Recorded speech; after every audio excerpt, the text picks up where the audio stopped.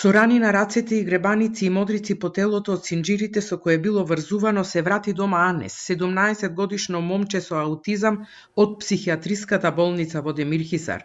Ова е потресното сведоштво на неговата мајка Салка Абдуловска од Дебар, која со семејството живее во Битола под кирија за да ги школува двете деца.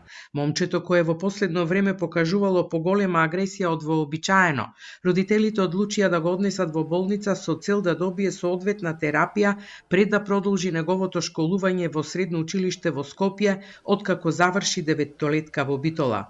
По 5 недели минати во Демирхисар, од болница Анес го враќаат дома. Кога дојде дома, сакав да го искапам, што ќе видам на него рани, целото во рани, го држеле врзено со синџири, дали то, како се осмелиле така да направат на дете, не знам што да речам. Немам зборови. Кој ви кажа дека го врзувале? Самите доктори, сестрите ми кажаа мораме да го врзиме ради негова сигурност, пошто може да стани да удри некого, да повреди, па да му се возврати, полошо да биде. Ние приморани сме, немаме други методи. Абдуловска вели дека е шокирана од третманот на едно дете во здравствена установа. Семејството кое е социјално загрозено целиот живот го посвети да создаде подобри услови за момчето. Од Дебар се преселија во Битола, за Анес да се школува. Мајката работи за да го прехрани семејството, а таткото со поголем авторитет кај аутистичното дете ја напушти работата за да се грижи за него. Имало голем напредок кај Анес се до пред известно време кога станал агресивен. Ние затворени со другото дете во друга соба, мажот ми се бори со него, лекарства препишани, што дека ги пие лекарствата, ништо не помагаат.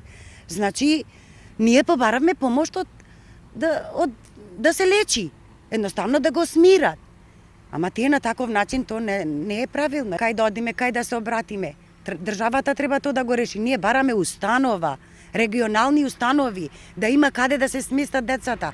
И народниот правобранител во својот извештај неодамна потврди дека во психијатриската болница во Демирхисар има опрема за врзување на пациентите, односно затекнати биле метални синџири со катанци, ремени и кабли и ја потенцираше забраната за тортура на пациентите. Од психијатриската болница Демирхисар одговорија дека лекувањето кај момчето е согласно медицина базирана на докази и дека во одредени ситуации неопходно е физичко ограничување. И за министерот Меджити нема ништо спорно во овие методи и вели дека се дел од протоколите за да им се даде терапија на пациентите.